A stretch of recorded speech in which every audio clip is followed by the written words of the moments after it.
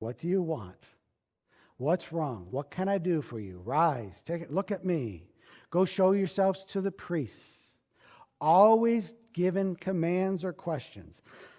How to apply what to do in a given situation and a crisis.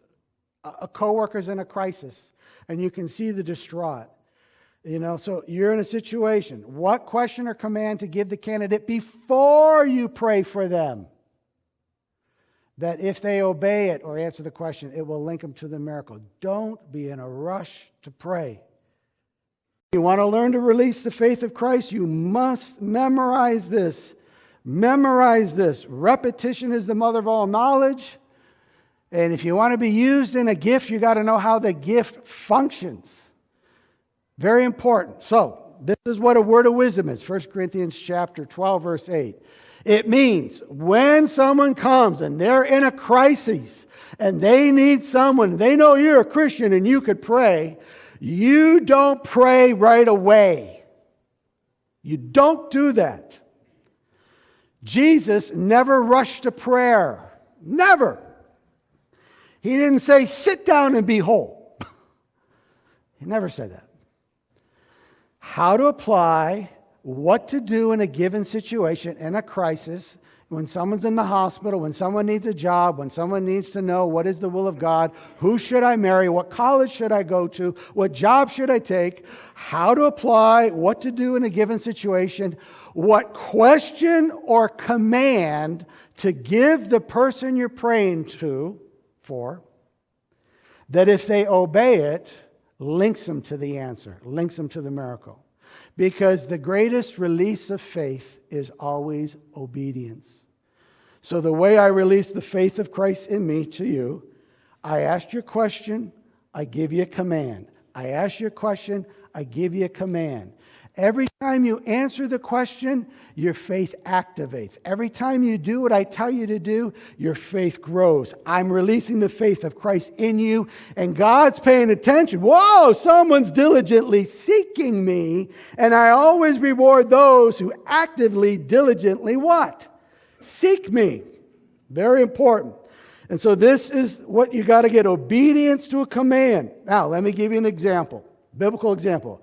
Jesus says to his disciples, gives them a word of wisdom, get into the boat and go to the other side of the lake. They get in the boat, Jesus stays there, they go out there, halfway in the lake a storm comes, which means when Jesus asks you to do something, there will be resistance.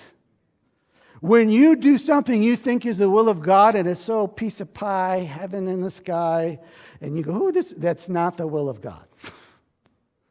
The will of God always rises up in a storm against faith. And faith functions that way because faith eats impossibilities for lunch. Because it's not in the body, it's not in the soul, it's not in your feelings, it's not in your intellect. It's spirit. It comes from God. They're out in the boat, and who's walking on water? Jesus. Jesus. And what do they say? Oh, it's a ghost. And Peter says, is that you, Lord? And Jesus says, yes, it's me, Peter. I don't believe it. If it's really you, command me, word of wisdom, to what? Come. What does Jesus say? What does Peter do? Stands over the boat. Hey, look at this. Starts walking. Because he obeyed Jesus' what? Command. And you say, yeah, but he sunk.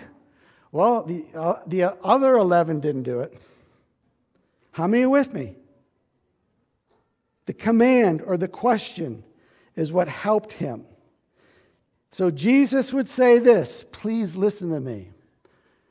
He walks up to a blind man. Jesus, son of David, have mercy on me. Jesus sees the blind man. Jesus, son of David, have mercy on me. And Jesus says to the blind man, what do you want me to do for you? What are you, stupid, Jesus? Oh my gosh, can't you see he's blind? into the eyeballs. Word of wisdom 4.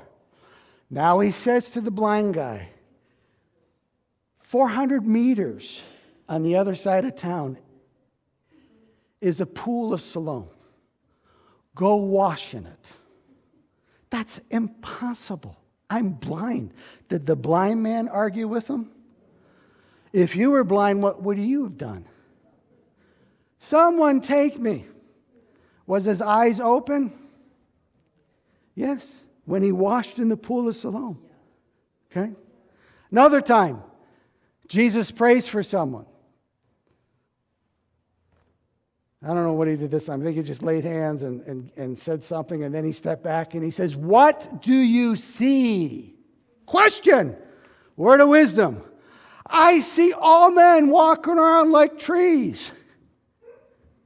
Jesus says, "Okay, I'm going to pray for you again." Prays for him again. "Now what do you see?" "I can see." Are you getting with me? What did Jesus say to the guy at the pool of Bethesda who was there? Because it looked like he was a very sexual, immoral man, and his immoral lifestyle brought sickness on him. Jesus said, "Would you like to be healed?" Well, how many know everyone at the pool of Siloam, when the angel comes down and stirs the water, the first one into the pool gets healed? How many know everyone there wants to get healed? So why would Jesus take the time to say, "Would you like to be healed?" He is releasing his faith active. He says, "Yeah, but every time I try to get into the pool, someone beats me to it because I'm crippled." And so Jesus said, "Rise, take up your mat." So first of all, would you like to be healed? Word of wisdom 1. Rise, word of wisdom 2. Pick up your mat, word of wisdom 3. And be healed, word of wisdom 4. So he gets up after obeying a question and 3 commands. Does he walk? You mean you could lose what Jesus gives you? Sure you could. Did Judas lose it? Sure you could. Very important. So how many are following me? Man in the synagogue with a withered hand, and the Jews were looking to see if he would heal on the Sabbath. And Jesus said, "Stand up, step out, stand up," word of wisdom 1. Step out, word of wisdom number 2. Look upon me. Look upon. How many know that's not a hard thing to do when you're praying for someone? Look at me. Sometimes I'm praying for people and they're like this, and I say, "Open your eyes, look at me." 2 words of wisdom. I'm releasing the faith of Christ. That's it. Come on, Pastor, it's that easy? Read the Gospels, Matthew, Mark, Luke, John, slowly.